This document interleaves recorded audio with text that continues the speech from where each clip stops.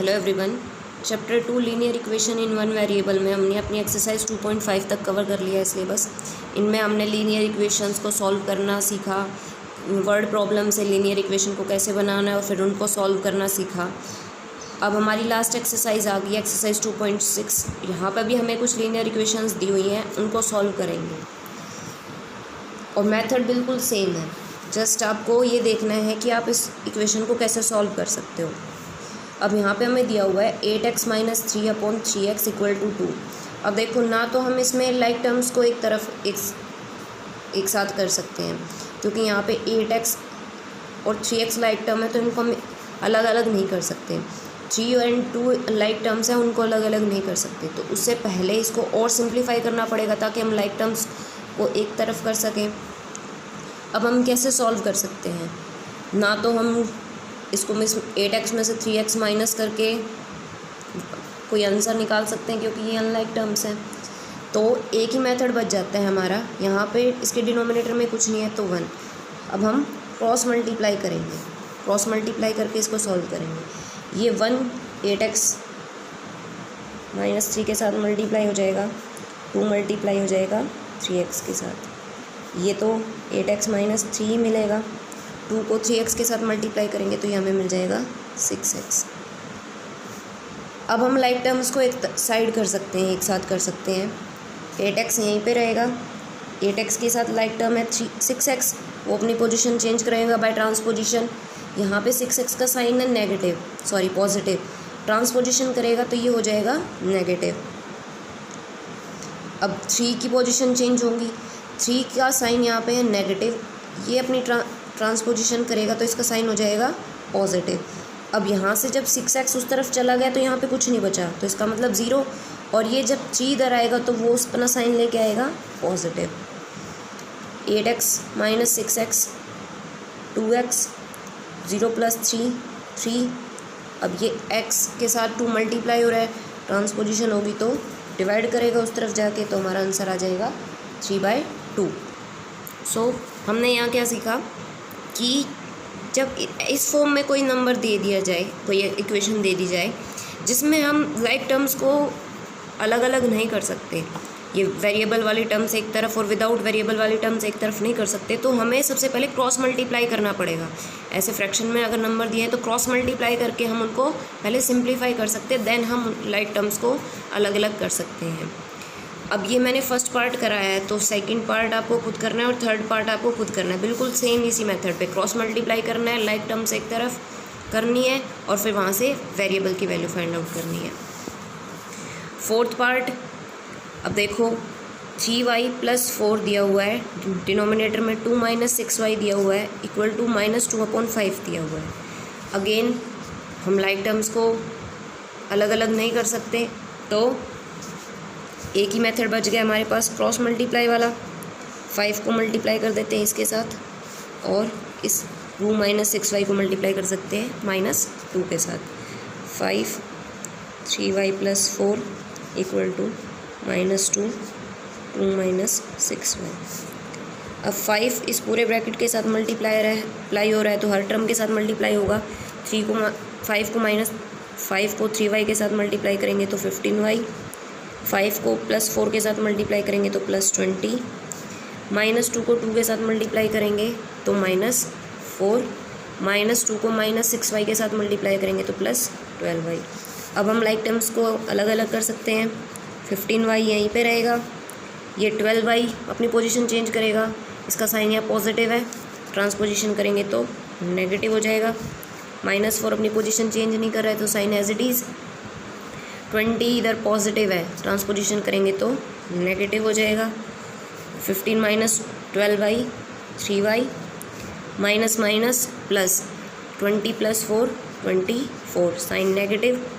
ये 3y के साथ मल्टीप्लाई हो रहा है, ट्रांसपोजिशन करेगा तो डिवाइड करेगा इस तरफ, और -24 को अगर मैं 3 से डिवाइड करूँगी तो आ जाएगा हमारा -8। सो ये हमारी वेरिएबल की वैल्यू हमने फाइंड आउट कर ली। अब फोर्थ क्वेश्चन मैंने करा दिया है, फिफ्थ पार्ट आपको खुद करना है सेम इसी तरीके से।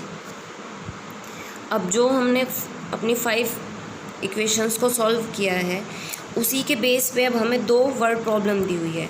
इन वर्ड प्रॉब्लम्स को हमें अच्छे से पढ़ना है। इनसे पहले लीनियर इक्वेशन बनानी है। लीनियर इक्वेशन बनाने के बाद हमसे क्वेश्चन में जो भी कुछ पूछा गया है उसकी वैल्यू हमें फाइंड आउट करनी है। सबसे पहले पढ़ते हैं हम क्वेश्चन में क्या दिया हुआ है। The ages of Hari and Harry are in the ratio 5:7। Hari और हैरी की जो प्रेजेंट एजेस है उनकी रेशो दी हुई है 5:7। मतलब आज उनकी जितनी भी एजेस है दोनों की, उनकी एजेस की रेशो दी हुई है 5:7। 4 years from now ratio of their edges will be 3:4।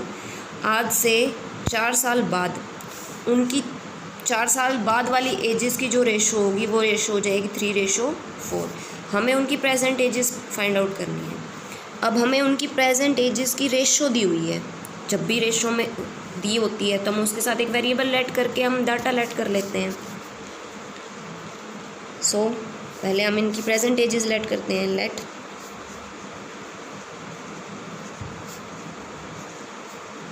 Present age of Hari 5 दी हुई है तो 5x हो जाएगी उसकी। Let present age of Harry वो हो जाएगी हमारी 7x। अब अकॉर्डिंग टू क्वेश्चन उसने क्या बोला है कि आज से 4 साल बाद उनकी एजेस की जो रेशो है वो हो जाएगी 3:4। तो आज अगर हरी की आज एज 5x है तो 4 साल बाद उसकी एज हो जाएगी 5x + 4। हैरी की आज एज 7x है तो 4 साल बाद उसकी एज हो जाएगी 5x + 4। और दोनों को अगर मैं डिवाइड करूं तो हमारी रेशो निकलती है और ये रेशो हमारी आनी चाहिए 3:4। तो 3/4 आनी चाहिए। अब ये हमने एक लीनियर इक्वेशन बना ली और अभी हमने क्वेश्चन नंबर 5 तक ऐसी ही इक्वेशंस को सॉल्व करना सीखा है। तो अगेन हम क्रॉस मल्टीप्लाई करते हैं, सॉल्व करेंगे इनको। 4 मल्टीप्लाई हो जाएगा 5x + 4 के साथ, 3 मल्टीप्लाई हो जाएगा 7x + 4 के साथ। सो अब 4 मल्टीप्लाई हो रहा है पूरे ब्रैकेट के साथ तो सिंगल टर्म के साथ मल्टीप्लाई करेंगे। 4 जब 5x के साथ मल्टीप्लाई होगा तो 20x, 4 के साथ मल्टीप्लाई होगा तो 16, 3 को 7x के साथ मल्टीप्लाई करेंगे 21x, 3 को 4 के साथ मल्टीप्लाई करेंगे 12। अब लाइक टर्म्स को एक साथ कर सकते हैं हम। इधर 21x का साइन पॉजिटिव है, ट्रांसपोजिशन करेंगे तो नेगेटिव हो जाएगा। 12 अपनी पोजीशन चेंज नहीं कर रहा है तो एज इट इज़। 16 का यहाँ साइन पॉजिटिव है, ट्रांसपोजिशन करेंगे तो साइन नेगेटिव हो जाएगा। सॉल्व करते हैं। 20x - 21x plus minus minus 21x - 20x और साइन हमेशा बड़े नंबर का आता है तो साइन आ गया नेगेटिव। प्लस माइनस माइनस 16 - 12 4 और यहाँ पे भी साइन नेगेटिव, माइनस से माइनस कैंसिल। सो x की वैल्यू आ गई 4। अब ये सिर्फ x की वैल्यू आई है, हमें क्वेश्चन में बताना है कि उनकी प्रेजेंट एजेस क्या है। सो हमने लेट किया था कि हरी की प्रेजेंट एज है 5x, therefore hurries present as 5x थी तो 5 × 4 that means Hari's present age is 20 years। Harry's present as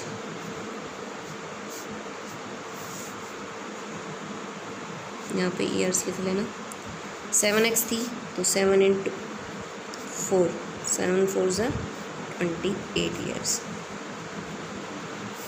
सो बस हमें प्रेजेंट एजेस बतानी थी उनकी, ये प्रेजेंट एज आ गई।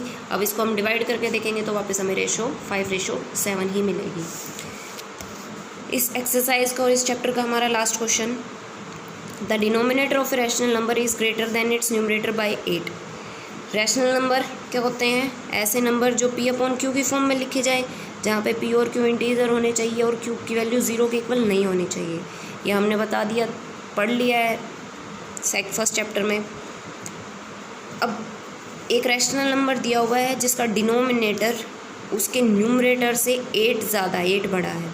इसका मतलब पहले हमें न्यूमरेटर पता होना चाहिए तभी हम डिनोमिनेटर बता सकते हैं क्या है। अगर मैं मान लेती हूँ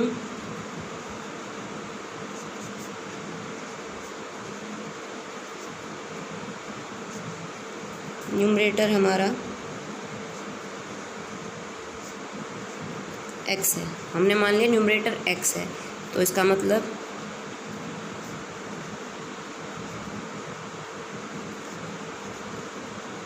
डिनोमिनेटर क्या हो जाएगा x+8।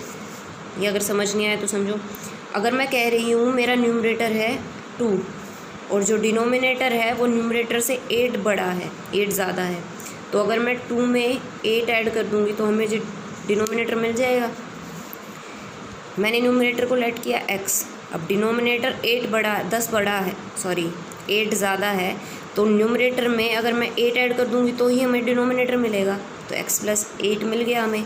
सो यहाँ से हमारा रैशनल नंबर क्या आया?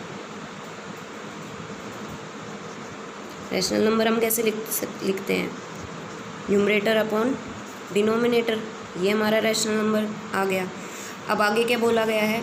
If the numerator is increased by 17, आपका जो भी रैशनल नंबर अब बन के आ गया उसका न्यूमरेटर अगर आप इंक्रीज़ कर दो बाय 17 ज़्यादा कर दो, बढ़ा दो उसको, and denominator is decreased bye 1, और डिनोमिनेटर को 1 कम कर दो, एक वैल्यू से कम कर दो, द नंबर ऑब्टेन्ड इज़ 3/2, और ये सब करने के बाद जो रैशनल नंबर हमें मिलेगा वो मिलेगा 3/2।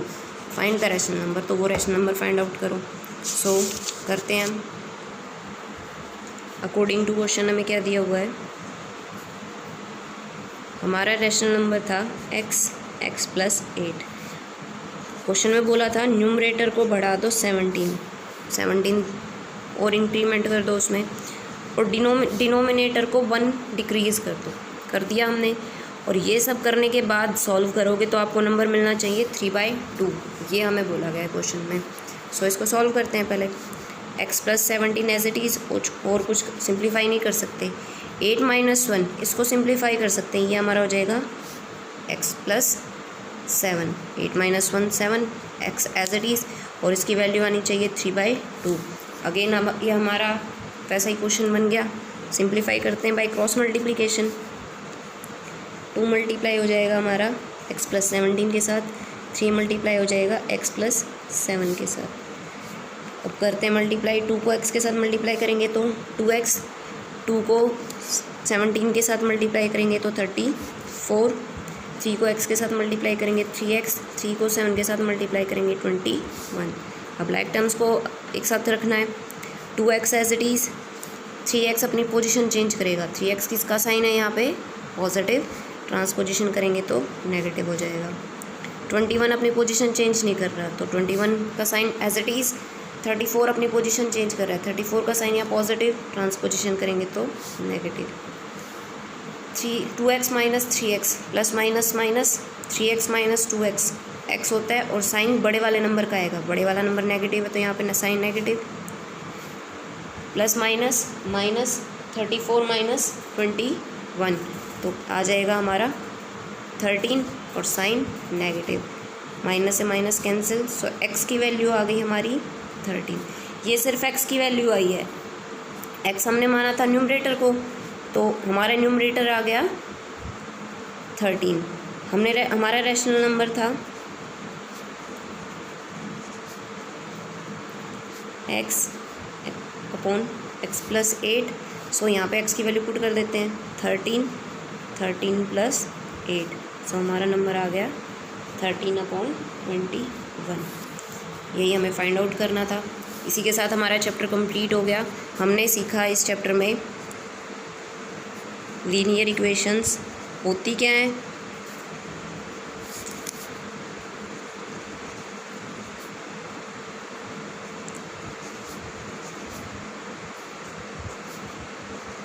लीनियर इक्वेशंस को सॉल्व कैसे करना है, और वर्ड प्रॉब्लम्स रिलेटेड टू